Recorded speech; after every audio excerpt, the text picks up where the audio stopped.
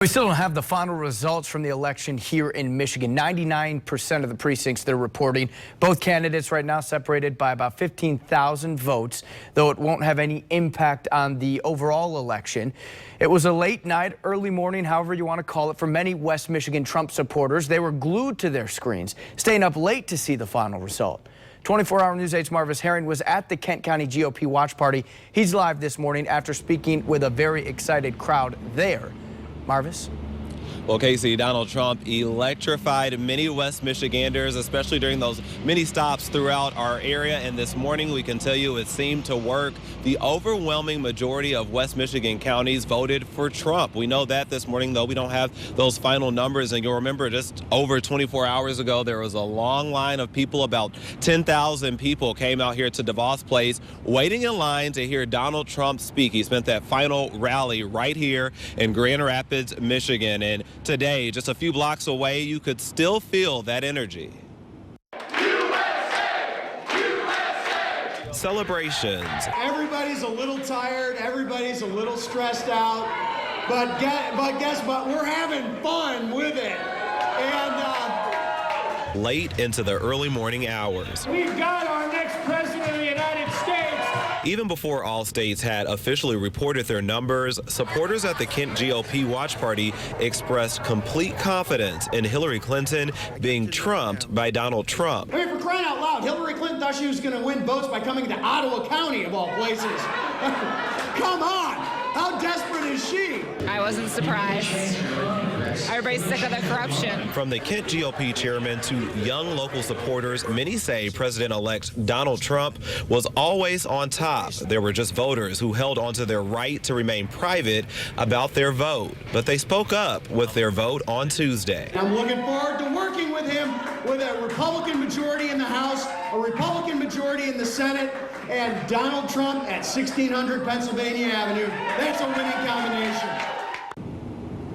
So again, that high energy there today, and I spoke one-on-one with the Kent GOP chairman, who tells me it's not time to fight these results. He says it's time for President-elect Donald Trump to bring the nation together as one and not be two divisive parties. Going to be a big task there after that campaign season got a little bit nasty. But this morning we are live in downtown Grand Rapids. Marvis Herring, 24-hour News 8.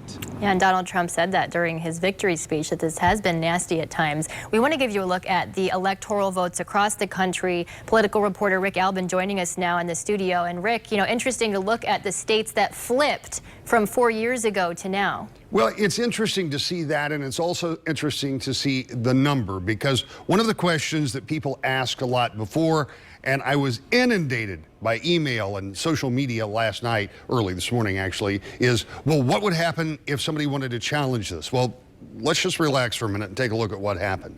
If you look at some of the states that were really being challenged, in Florida, in North Carolina, Virginia, always Pennsylvania, Ohio, and Michigan, obviously it was Donald Trump who took the bulk of those. Virginia, no surprise, going to the Clinton camp. As you move back across here with Pennsylvania and Ohio, seemingly pretty solid. Wisconsin, a bit of a surprise in the senatorial race as well. Michigan is still up for grabs, although we're going to talk about that in about 45 minutes and show you why that may also trend that way. Here is the electoral map. You will see a few different numbers this morning because some people are giving some of these separated states like Maine and Nebraska a split, roughly 279 to 218. The important thing is it's above 270. And if you were talking about a problem or trying to challenge this map, trying to challenge this election, here's what is real the challenge for you. It is multiple states. It's not like it was in 2000 where you had one state where there were some voting irregularities and there was something you could take to the bank. That is, take to court. The reality is, if you wanted to challenge this, it would be far too broad unless there were some automatic triggers, and it would appear that most of these states will finish outside of that. There's some triggers that you get automatic recounts. Doesn't look like that's going to happen. Obviously, it's not certified, but it looks like it's solid enough for Hillary Clinton to have called Donald Trump and said, I concede this election, which is probably not what a lot of people were expecting when they went to bed last night. Not what her camp was expecting. Some of the supporters in New York City, when her campaign speaker came out to talk to them, when Podesta went to the podium, they were wondering, okay, well, what's going on here? Are we going to hear from Clinton tonight? Yeah, I think a lot of her supporters may not have been suspecting that, but I think the campaign had some inklings. They would not have been here on Monday afternoon in that very hastily called event if the numbers had been going their way. She wouldn't have been in Detroit on Friday with the Get Out the Vote effort, because when she had been here previously, a couple of weeks before that, they said that's the last time we would see her. She made 2 more stops after that trying to salvage Michigan. All right, Rick, thank you very much. Michigan important in this, still not fully counted yet at 6:08 this morning. We still don't know what kind of fallout's going to come from the election.